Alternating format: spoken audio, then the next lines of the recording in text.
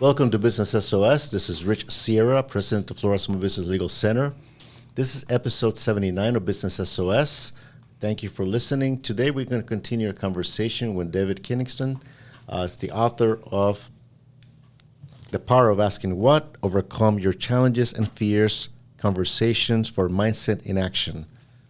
We talked last week, great topics. We specifically talked about mindset and the importance of stay focused on your goals and how to get through breakthrough. And today I'm going to start the question with, what is fear? First of all, David, welcome to the show again. Thank you very much. It's good to be back with you. So Segment 2. Yeah, segment 2. And I'm very excited about your book. And there's a lot of material here. We can actually spend one episode per chapter because there's so much depth that you have in your book. But I want to start today about the continuation of our last episode with the question is, what is fear? Cool. Well, in its most basic form, fear is an involuntary response to a real or imagined threat to yourself, to your stuff, to your identity. So it's an involuntary response to a real or imagined threat, and it's actually an involuntary kind of reaction. And it occurs as body sensations, emotions, feelings, thoughts that we have, and we do everything to avoid fear. So because we avoid fear, we'll avoid being embarrassed. We will avoid looking foolish, looking stupid. So anything that is a challenge in our life, we will primarily avoid because of fear. One of the things that I read in your book that stood out at me, which is, I believe it is true, fear is number one deterrent to accomplish what we set our sights on. Say it again?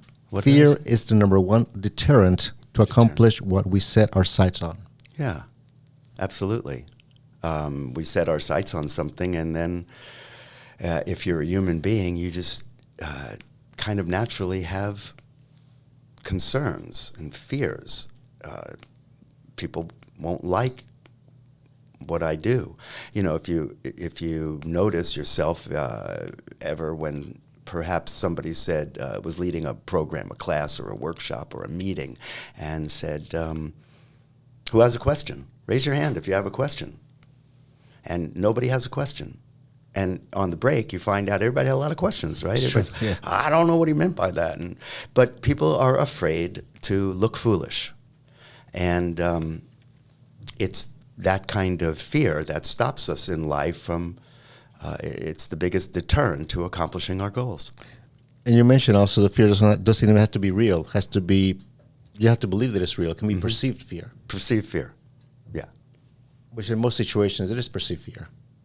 In many situations, it is perceived fear because it's about something that hasn't happened yet.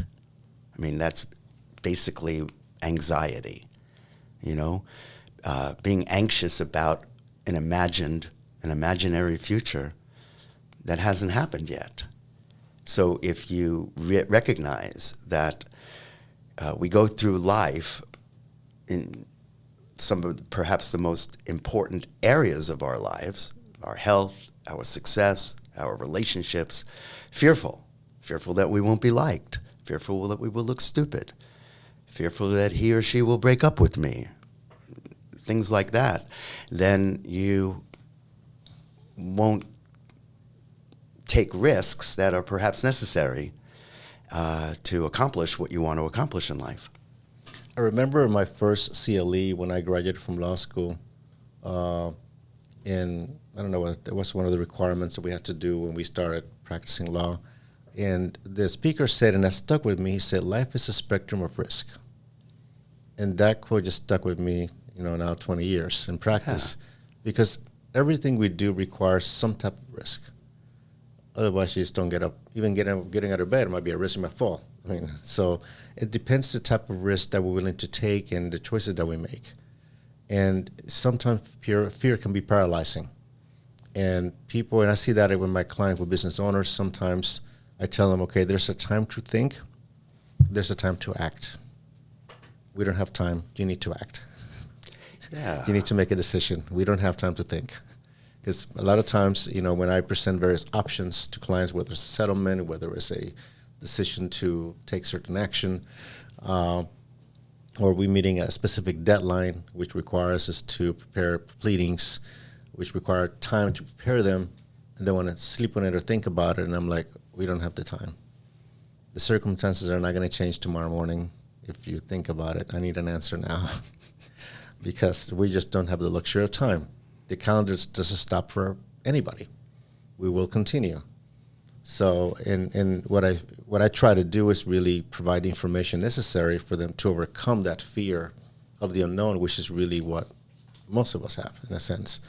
That we start thinking all these different situations or scenarios that may never occur, but that prevents us from taking a step forward. And so from a business owner standpoint, how can a business owner overcome that fear of expanding, taking that risk, hiring new employees, taking that loan?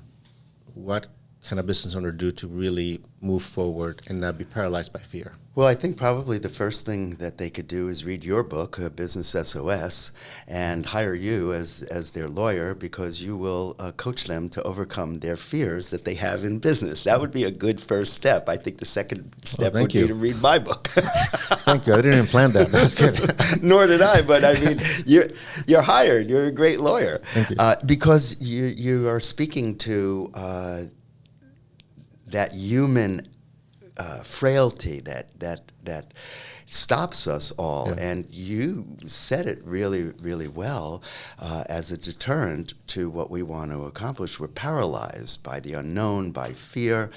And it is, when I coach people, it's what I call mindset in action. You want to take on a practice. So if you want to get fit, you need to take on a practice. Just thinking that you're going to, have a positive outlook on life is enough to accomplish what you want to accomplish. Having a positive outlook on life is one small piece of the equation. But having a positive outlook on life isn't necessarily going to have you overcome fear. And it's not necessarily going to have you take risks. So I've created a methodology called Mindset in Action. And it's the practice of linear learning, as we talked about briefly in the previous segment, which is recognizing incremental growth that will set the stage for a breakthrough. So I outline in my book the different distinctions of mindset and action, and they're 1, 2, 3 goals that you want to have. And I know everybody has at least one goal because you wouldn't be engaged in this conversation at all if you didn't see something that you wanted that you don't already have. I mean, that's pretty much what a goal is, something that you want that you don't already have that you were going to accomplish in a particular time frame, and everybody's got at least one. And the second element is what's stopping you from having that goal. And I know everybody has at least one challenge or fear that's stopping them from having the goal, because if they didn't, they'd have the goal. And then you want to take on the third aspect, which is the aspect that alters the habits or the fears or the patterns that we have that get in our way, and that's an intentional action. So for every goal, you have at least one challenge, and you take at least one intentional action. And I recommend that people write them down. They write down the 1 goal, 1 to 3 goals, the 1 to 3 challenges, and the 1 to 3 intentional actions. And then, this is the really important part that follows the previous important part, which is to pause and reflect, to come to know yourself in a way that you didn't know yourself before, so that when you be that way, you can have a choice. You can recover your ability to choose, is that way of being going to serve me? Or is another way of being going to serve me? And as you take on that practice, you develop the ability to overcome challenges and fears. So when you pick out your goal, the book outlines that you take a moment to pause and reflect and, what is it that you know about that goal? Oh, it'll never happen. It happens for people like me. What are your thoughts? What is it that you think to yourself when you're in the privacy of your own conversation with yourself? What do you say to yourself? And you recognize that. And then when okay, I see that now. You go to the challenge and you do the same thing. What do I already know to be true? What does it feel like? And you actually, if you immerse yourself in the practice, what will happen is it will start to get present for you. The butterflies. You'll start to imagine what it's like. And you'll come to know yourself under certain circumstances, like when you have a deadline. How do I get? Is it productive? Is it or counterproductive to accomplishing my goal? And when you've come to know your emotions and your feelings and your body sensations in a way that you hadn't before, you then can begin to do the same with your intentional action. But that shifts slightly because when you look at your intentional action, if I took that action to overcome that challenge, to accomplish my goal, what's in it for me? What's in it for me? Like now, well, I would have a healthy body. I'd be fit. I'd have a loving relationship. I would have a team that I manage that's aligned with the company vision. So what's in it for me? And when you take on that practice and you practice it, and then you succeed, or you fail, and you pick yourself up by you pause and like, okay, I'm a little disappointed in myself. You keep practicing looking at areas of your life that weren't available to you before because you were busy making excuses. Reasons why, justifications. See, when you start to do, from where we left off last time to the practice we're talking about today, it's a practice of being human that recognizes your humanity in a way that you develop the skills that the people you admire and respect have that we just didn't develop because that's not how we developed ourselves. And so that's what my book is about. Yeah. One quote that I really stood out to me is in talking about fear. Is courage is the ability to act in the face of fear. We can rewrite our brain and learn to take action when we are afraid. Correct. And in terms of one of the things that I still get nervous, and I've been doing this for 20 years, when I get in front of a judge for a hearing. Yeah. It's just, no matter how much you prepare, you always think there's going to be a question that they're just going to ask me that I do not know. Yeah. And see, it's unnerving. You're such a great person to converse with. I'm sorry I interrupted you. Go ahead. It's okay. So so I no matter how many years you've been doing this, and you kind of like, and you get more relaxed. So the first question is not directed at me. Then I'm like, okay, I'm good. Or if it's directed at me, I know the answer. I'm like, okay, I'm fine. But you always worry that you read all the material, read all the case law, and you're like, there's something going to be asked that I'm not going to be blanked out. Like that's the greatest fear that I have in hearings, and also in competition. It is, and we have the privilege of competing in martial arts, in judo and jiu-jitsu, and Sharon did in taekwondo as well in jiu-jitsu. You always have that butterflies in your stomach, and you're so afraid that the fear is greater than the competition. That's what happens. That you get into the mat, you're so concerned, but you train the last 2 months every single day. Then when you get in the mat, you touch your opponent, everything comes down. Your training kind of takes over. So sometimes we just imagine this fear of the situations, the worst case scenarios, and once you do it, you feel so accomplished. No matter what the outcome is, somebody's going to win, somebody's going to lose. Sometimes you win, so you lose. But the fact that you did it and you gave it your best, and you put yourself in a situation that completely out of your comfort, so completely out of that most people wouldn't even do. You can get hurt, but you realize that you believe in your training and your practice, as you mentioned before, would allow you to perform. So that's why I believe that, as you premise your book, the practice, you mentioned 3 times, practice, practice, practice. If you're going to commit to a goal, you got to stay focused on that particular goal. Yeah, what you're talking about, what practice is about is what we call doing the work. You do the work, in a way that gives you that strength you were pointing to. I think it was Mike Tyson. Mike Tyson used to get up to run when he was training at like 3 o'clock in the morning. And everyone else wouldn't go out to run until like 5 o'clock in the morning. That's 6 o'clock in the morning. And he basically said that when he got in the ring, he knew that gave him an edge because he knew he was doing that and his opponent wasn't doing that. So it gives you a certain strength that you might not have, but it is the practice, the doing the work, that allows us to continually overcome the challenges and fears that we have, which may or may not ever go away.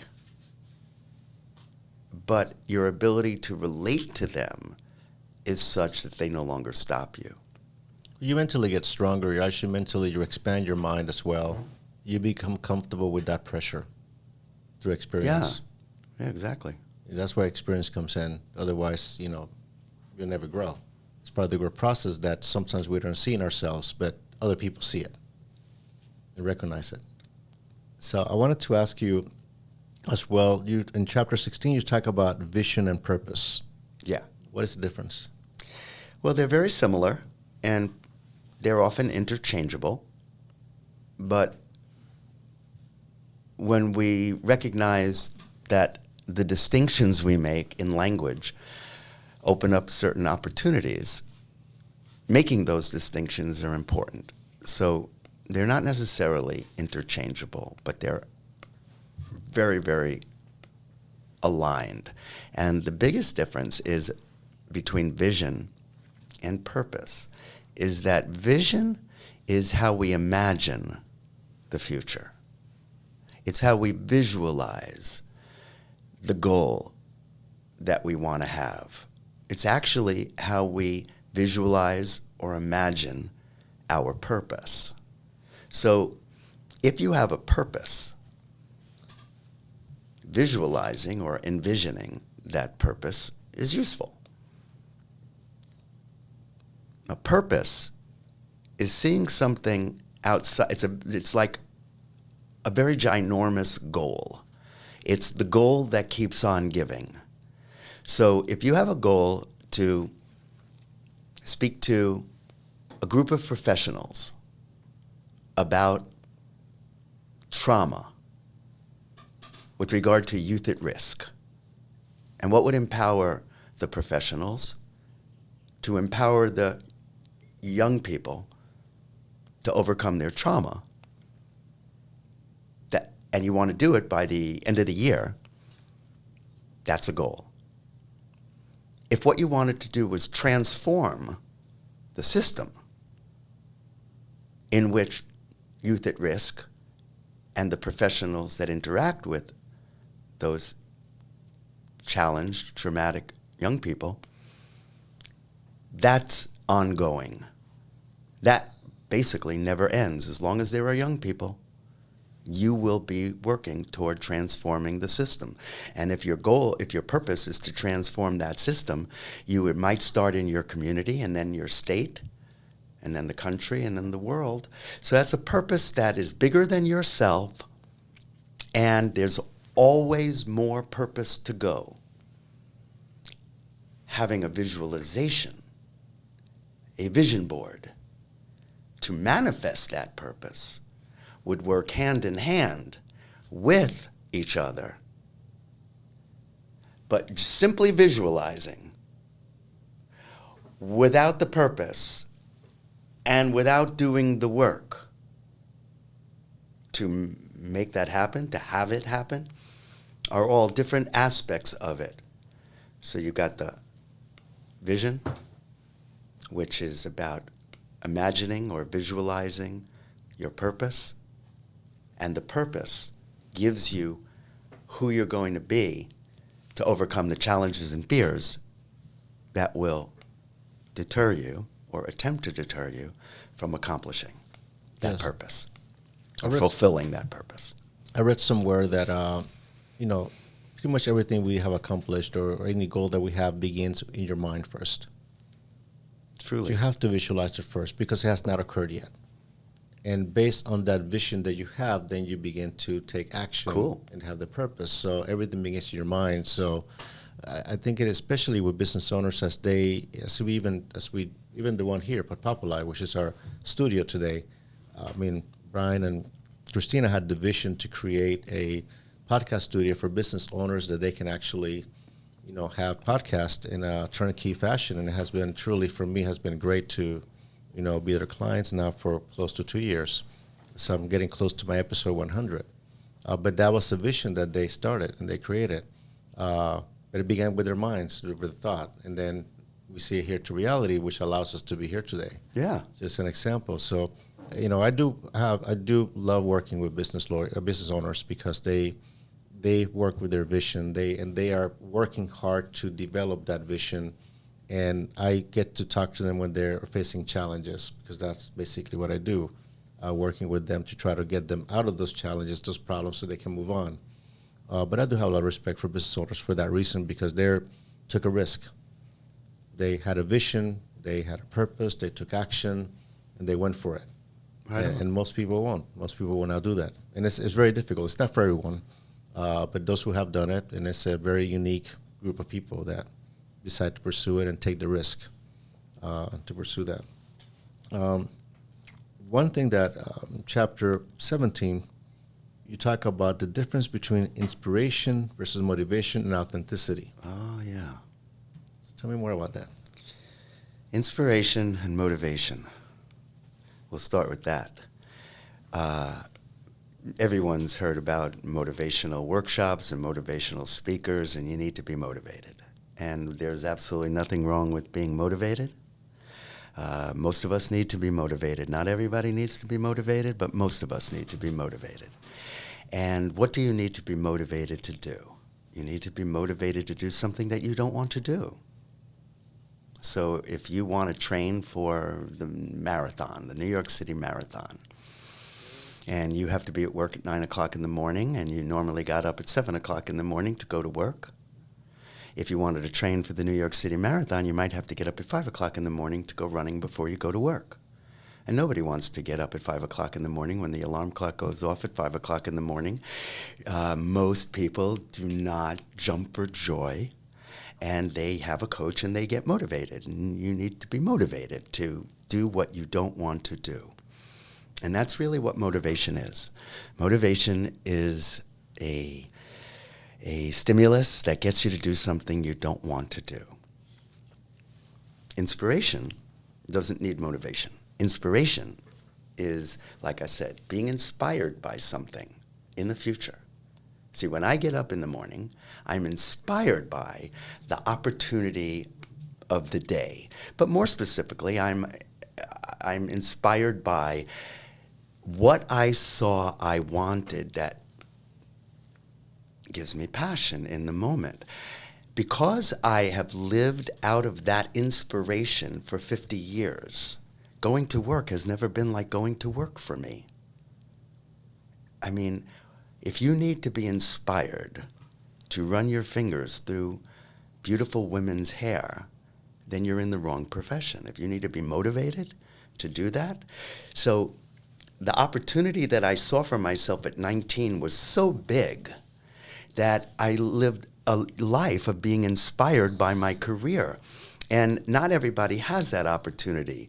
So what you want is inspiration in your life. And that's something in the future. It's always something in the future. It's something bigger than you, around you, that inspires you. People are often inspired by their children. And that gives them, they become better people. Why? Because their child is their future. It's the future. It's not now. It's what they see for the children.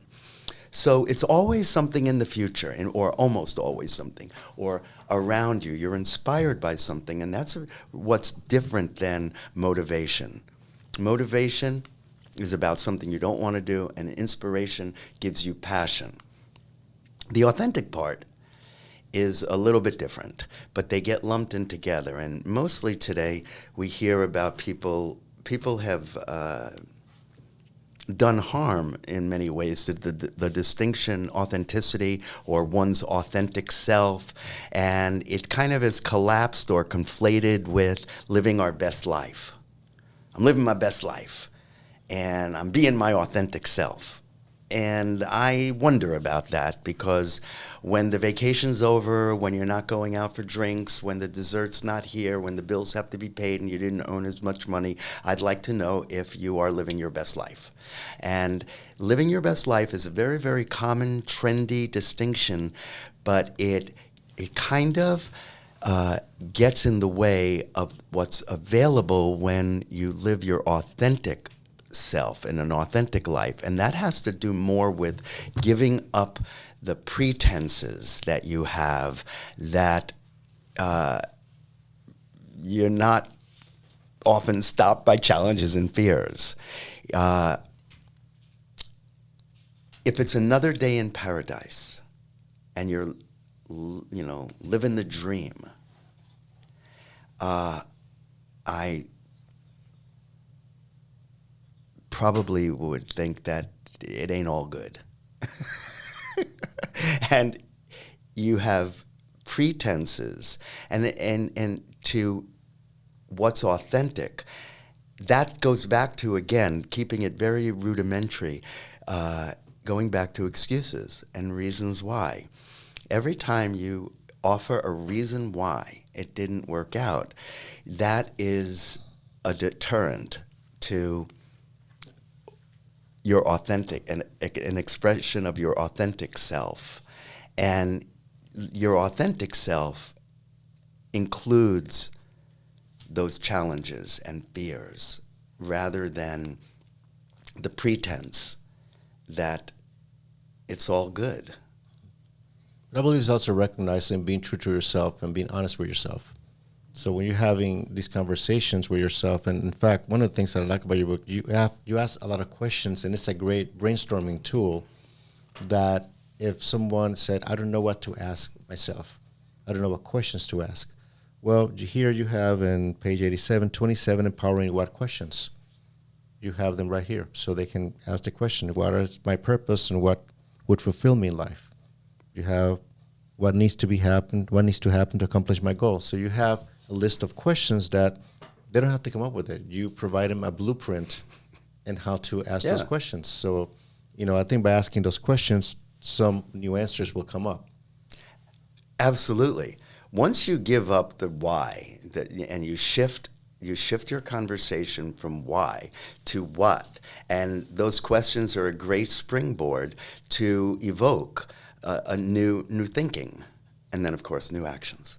And from there, maybe another line of questions come up after those initial questions. Absolutely.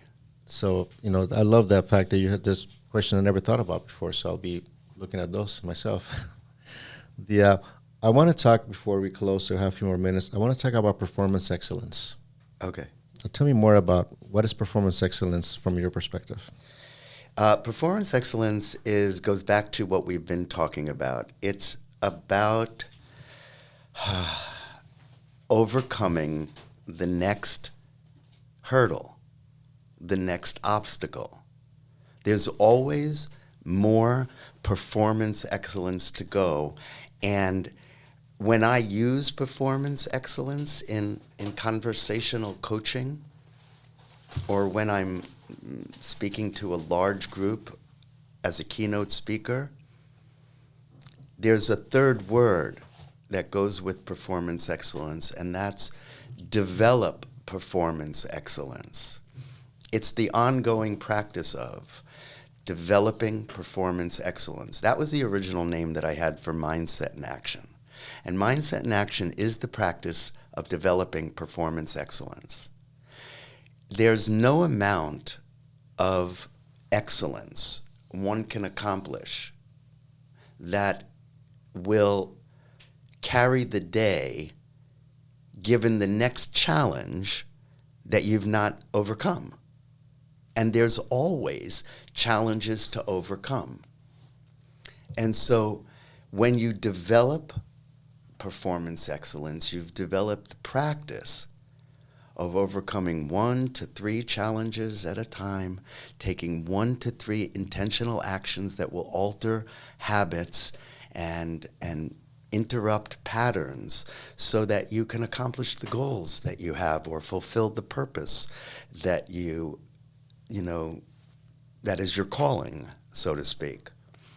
I'll give you an example of what I believe is performance excellence. As you and I, Sharon and I, love going to tribute bands throughout South Florida, and we've seen pretty much many of them for the last, 4 years. But we are. What I love about the shows is the surprises. Something, we kind of know, usually we've seen Bruce Springsteen tribute bands, Billy Joel tribute bands. I think tonight we're going to see a Tom Petty tribute band. But what the surprises that come in, that you have somebody there, middle-aged, usually there's like all middle-aged, they're retired musicians, and they bring those notes out perfectly. They give you the experience of the artist. And I'm in awe, and I'm like, I see a lifetime of practice. Okay, there's no way they're going to be able to pull that off without doing this for the last 30 years with the same tone, the same cadence, the same rhythm, to give you the experience as if you were listening to the artist, paying tribute to the artist for really a fraction of the cost. So, and I think one thing that, you might agree with me, is that people have to have patience. If you're trying to be great at something, you have to have patience. It's not going to happen overnight. Would you agree with that? Well, I think so. I think patience is a characteristic or a quality or an attribute that I know I needed to develop in my life. It wasn't something that came easy to me. And it is the pause to reflect that gives rise to patience. Because you have to kind of slow yourself down just a moment. There's no better example, I think, to illustrate impatience for someone who's impatient or in a rush than it is to button our shirt. So if you've ever been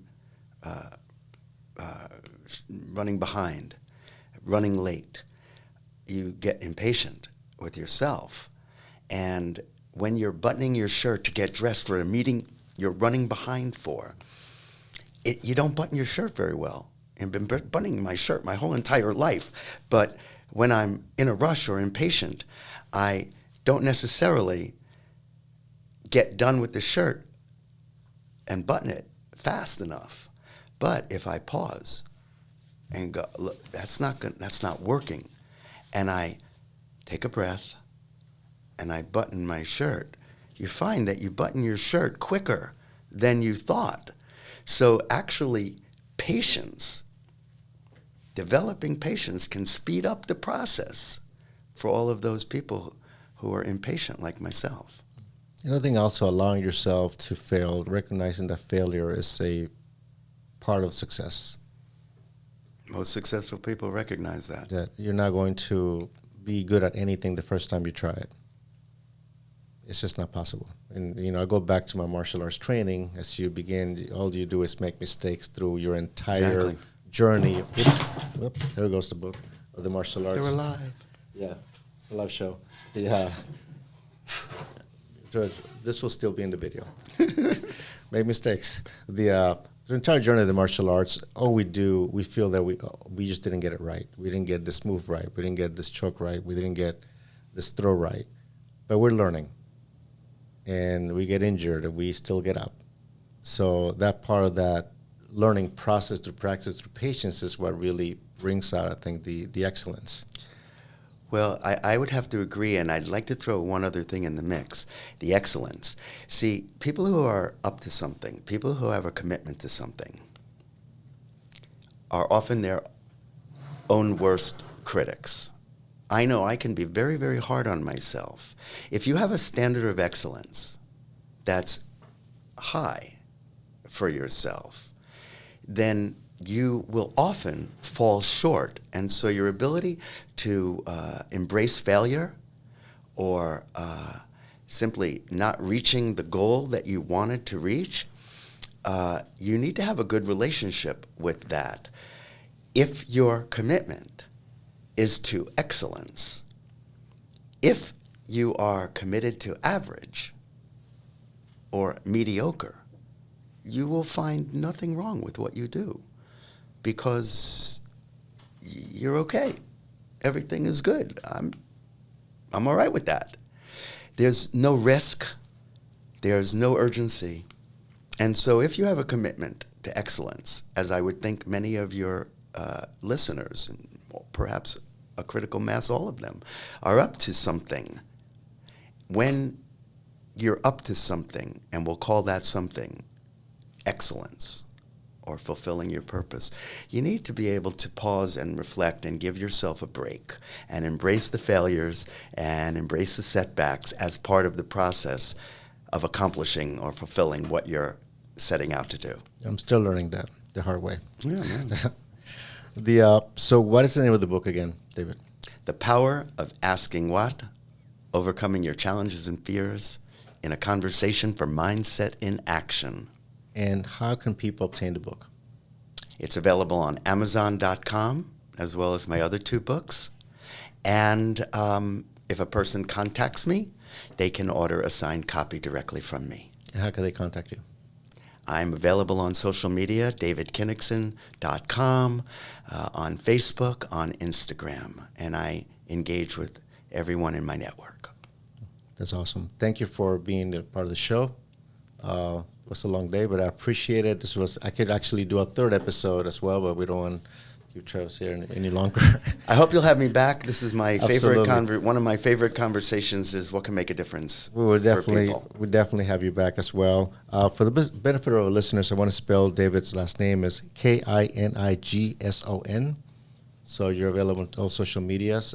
Just Google him, David Kinigson, and I recommend you buy this book. It's The Power of Asking What? Overcome Your Challenges and Fears, a conversation for mindset in action. I want to show it here in the screen to our listeners. And also we're going to have the link to his social media in our show notes and also on the YouTube channel as well. So as I was reminded in the last episode, I did not do my closing script, so I will do it today. If you want to reach me, my email is rich@richsierra.com. If you want to learn more about our legal services, my website is floridasmallbusinesslegalcenter.com. Again, it's floridasmallbusinesslegalcenter.com. We're on Facebook at FSB Legal. You want to watch this exciting interview and the last one as well through our YouTube channel. We're on youtube.com/@RichardSierra.